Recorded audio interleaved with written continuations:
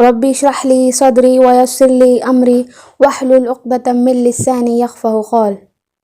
محترم سامعین، آج میں آپ لوگوں کے سامنے وعظ کی باتیں رکھنا چاہتی ہوں۔ اب ہمارے رسول نے ہر گلی کوچہ اور بازار میں وعظ کہنا شروع کر دیا۔ کوئی مجلس اور میلہ ایسا نہ ہوتا تھا جس میں جا کر لوگوں کو نہ سمجھاتے۔ آپ فرماتے، خدا ایک ہے، صرف اسی کی عبادت کرو، بیٹیوں کو قتل نہ کرو، برے کاموں سے بچو، جسم کو پاک صاف رکھو، کپڑوں سے میل کی چھل دور کرو، زبان سے گندی اور جھوٹی باتیں نہ کرو، وعدہ اور اقرار پورا کیا کرو، لین دین میں کسی کو دھوکہ نہ دو۔ یہ تم یقین کر لو کہ زمین اور آسمان، سورج اور چاند، فرشتے اور پیغمبر سب کے سب اللہ کے پیدا کیے ہوئے ہیں، سب اس کے محتاج ہے۔ بیماروں کو اچھا کرنا، دعا قبول کرنا، مرادیں پوری کرنا صرف اللہ کے اختیار میں ہے۔ اللہ کے حکم اور مرضی کے بغیر کبھی کچھ نہیں ہو سکتا۔ قریش کی دشمنی۔ پہلے تو قریش بالکل چپ تھے، مگر جب ہمارے رسول نے اپنا وعظ خوب زور شور سے شروع کیا تو ان لوگوں نے آپ کو اور آپ کے ساتھیوں کو طرح طرح کی تکلیفیں دینا شروع کر دیا۔ آپ کے راستے میں کانٹے بچھا دیتے کہ رات میں آپ کے پاؤں زخمی ہو جائے، آپ کے گھر کے دروازے پر گندی چیزیں پھینک دیتے۔ ایک دفعہ آپ بیت اللہ میں نماز پڑھ رہے تھے، ایک شخص نے اپنی چادر کو لپیٹ کر رسی جیسا بنا لیا، اور جب آپ سجدے میں گئے تو اس نے آپ کی گردن میں ڈال کر مڑوڑنا شروع کر دیا، یہاں تک کہ آپ کی گردن بالکل پھنس گئی، مگر آپ برابر سجدے میں ہی پڑے رہے۔ اتنے میں حضرت ابوبکر صدیق رضی اللہ عنہ آ گئے۔ انہوں نے اس رسی کو دھکا دے کر الگ کیا اور اس پر چند شریر لوگوں نے ان کو بھی خوب پیٹا۔ اسی طرح ایک مرتبہ آپ بیت اللہ میں نماز پڑھ رہے تھے کہ آپ کے جانی دشمن ابو جہل نے ایک شخص سے گندگی سے بھری ہوئی اونٹ کی اوجھڑی منگوائی۔ جب آپ سجدے میں گئے تو اس بدبخت نے آپ کی پیٹھ پر ڈال دی۔ لوگ دیکھ کر خوش ہوتے اور ہنستے تھے۔ آخر آپ کی صاحبزادی حضرت فاطمہ رضی اللہ عنہا نے آ کر اس اوجھڑی کو پھینکا اور ان لوگوں کو بھی سمجھایا۔ دشمنوں نے ایک روز آپس میں مشورہ کیا کہ لوگ دور دور سے مکہ میں آتے ہیں، ان سے کوئی ایسی بات کہی جائے کہ رسول کی باتوں میں نہ آئے۔ آخر سب نے مل کر یہ طے کیا کہ آپ کو ہر طرح سے کیا جائے، بات بات پر ہنسی اڑائی جائے، اور جو لوگ آپ پر ایمان لے آئے ہیں ان کو طرح طرح کی تکلیفیں دی جائے۔ یہ سب باتیں تھیں، مگر ہمارے رسول صلی اللہ علیہ وسلم کے صبر اور ثابت قدمی کی یہ حالت تھی کہ آپ ان تمام تکلیفوں کو سہتے مگر نیکی کے راستے کو نہیں چھوڑتے تھے، جو آپ کا اصلی کام اور فرض تھا۔ آپ کے دوست۔ اب تک یہ بیان تھا کہ لوگ ہمارے رسول اللہ صلی اللہ علیہ وسلم کو کیسی کیسی تکلیفیں صرف اسلام کی وجہ سے دیتے تھے۔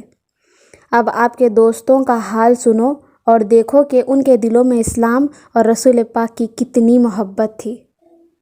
حضرت بلال حبشی ایک شخص کے غلام تھے۔ جب یہ مسلمان ہو گئے تو اس نے ان کی گردن میں رسی ڈال کر لڑکوں کے ہاتھ میں دے دی کہ وہ ان کو پہاڑوں پر لے پھرے۔ مکے کی گرم ریت پر ان کو لٹا دیا جاتا اور گرم گرم پتھر ان کی چھاتی پر رکھ دیے جاتے، مشقیں باندھ کر لکڑیوں سے پیٹا جاتا، دھوپ میں بٹھایا جاتا، بھوکا رکھا جاتا، مگر وہ برابر ان تکلیفوں کو سہتے اور اللہ ایک ہے کے نعرے لگاتے۔ آخر حضرت ابوبکر صدیق رضی اللہ عنہ نے ان کو خرید کر اللہ کے نام پر آزاد کر دیا۔ خباب بن حارث جب مسلمان ہوئے تو ان سے پہلے صرف 6-7 شخص اسلام لا چکے تھے۔ قریش نے طرح طرح کی تکلیفیں دینا شروع کیا۔ ایک دن کوئلہ جلا کر زمین پر بچھا دیے، اس پر انہیں چت لٹا دیا گیا۔ ایک شخص چھاتی پر پاؤں رکھا رہتا تاکہ وہ کروٹ نہ لے۔ عمار، ان کے والد یاسر، ان کی والدہ سمیہ تینوں مسلمان ہو گئے تھے۔ ابو جہل ان کو مارتا اور تکلیفیں دیتا۔ آخر اس کمبخت نے عمار کی والدہ کو نیزے سے مار ڈالا۔ افلا رضی اللہ عنہ کے پاؤں میں رسی باندھی جاتی تھی اور انہیں پتھریلی زمین پر گھسیٹا جاتا۔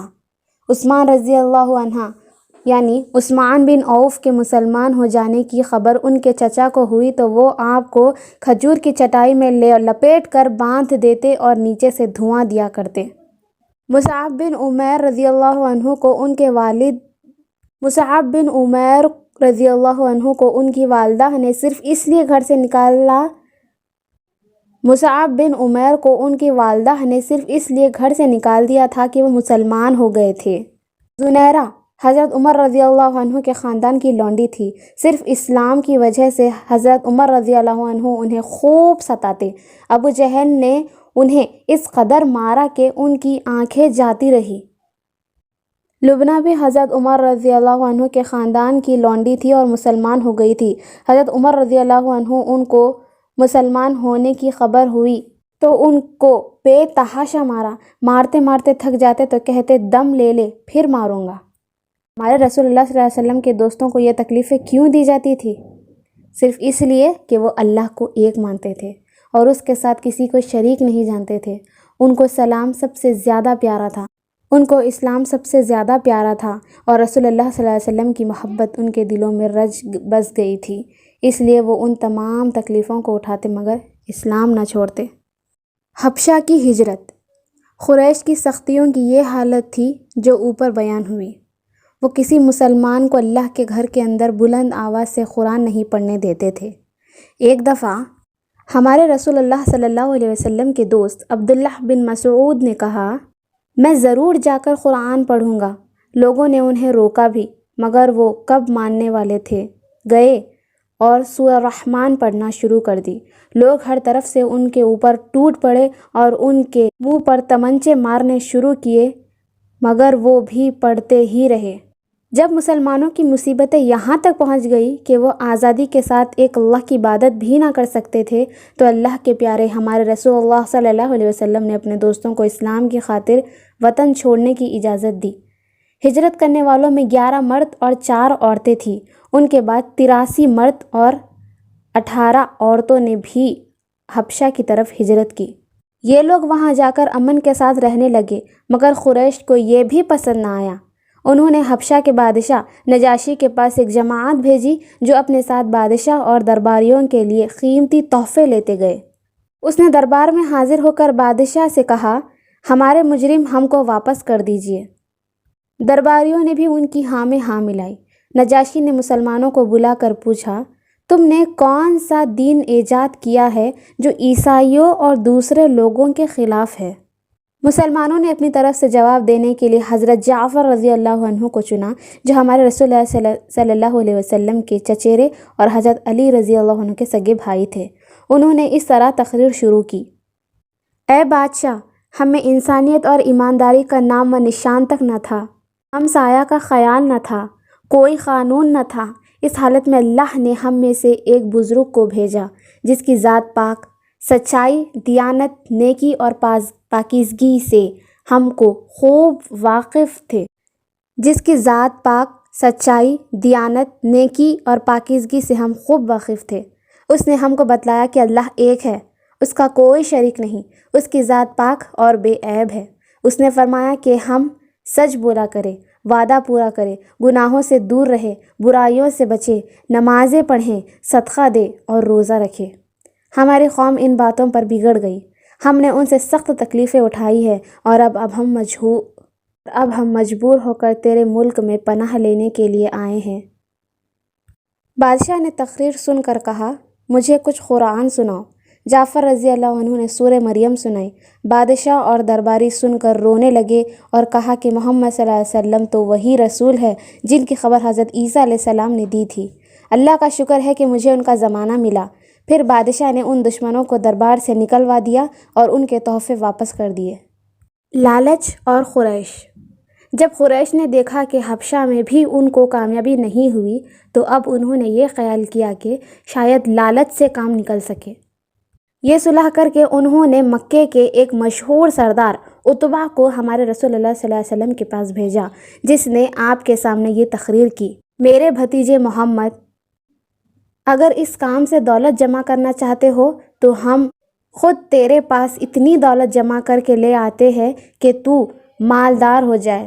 اگر عزت چاہتا ہے تو ہم سب تجھے اپنا سردار اور رئیس مان لیتے ہیں، اگر حکومت کی خواہش ہے تو ہم تجھے عرب کا بادشاہ بنا لیتے ہیں، جو چاہو ہم کرنے کو حاضر ہے، شرط یہ ہے کہ تم اپنا یہ طریق چھوڑ دو، اور اگر تمہارا دماغ خراب ہو گیا ہے تو بتاؤ، ہم اس کا علاج کریں گے۔ اس پر ہمارے رسول اللہ صلی اللہ علیہ وسلم نے فرمایا، تم نے جو کچھ میری بابت کہا اس میں سے ایک بات بھی ٹھیک نہیں۔ عزت، دولت، حکومت اور ریاست کی مجھے کوئی خواہش نہیں، میرا دماغ بھی بالکل ٹھیک ہے۔ میں تمہیں تھوڑا سا قرآن سناتا ہوں، اس سے تم کو معلوم ہو جائے گا کہ میں کیا ہوں۔ آپ نے ایک سورہ کی چند آیتیں پڑھ کر سنائی۔ عتبہ چپ چاپ قرآن سنتا رہا، وہ بالکل بے خود ہو گیا اور اس نے قریش سے جا کر کہا کہ تم لوگ محمد کو کچھ نہ کہو، جس طرح وہ کرتا ہے کرنے دو۔ جب لالچ سے بھی کام نہ چلا تو تمام قبیلوں کے سردار ہمارے رسول اللہ صلی اللہ علیہ وسلم کے چچا ابو طالب کے پاس آئے اور ان سے کہا، ہم نے آپ کا بہت لحاظ کیا، آپ کا بھتیجا ہمارے خداؤں کو جن کو ہمارے باپ دادا پوجتے آئے ہیں برا بھلا کہتا ہے، اب ہم سے صبر نہیں ہو سکتا، آپ اس کو خاموش رہنے کی ہدایت دیں ورنہ ہم اسے مار ڈالیں گے اور آپ ہمارا کچھ بھی نہیں بگاڑ سکیں گے۔ چچا نے دیکھا کہ تمام ملک میرے بھتیجے کا دشمن ہو گیا ہے، آپ نے ان کو بلایا، محبت اور درد بھرے دل سے سمجھایا۔ ہمارے رسول اللہ صلی اللہ علیہ وسلم نے جواب دیا، اگر یہ لوگ میرے دائیں ہاتھ پر سورج اور بائیں ہاتھ پر چاند رکھ دیں تب بھی اس کام سے میں نہ ہٹوں گا، اور اللہ کا حکم میں ایک حرف بھی کم زیادہ نہ کروں گا، خواہ اس میں میری جان ہی کیوں نہ چلی جائے۔ ساتھ ہی آپ کی آنکھوں سے آنسو بھر آئے اور اٹھ کر چلنے لگے۔ ابو طالب نے فوراً رسول اللہ صلی اللہ علیہ وسلم کو بلایا اور کہا، اے بھتیجے، جا اور جو دل چاہتا ہے کر، میں ہرگز تیرا ساتھ نہ چھوڑوں گا۔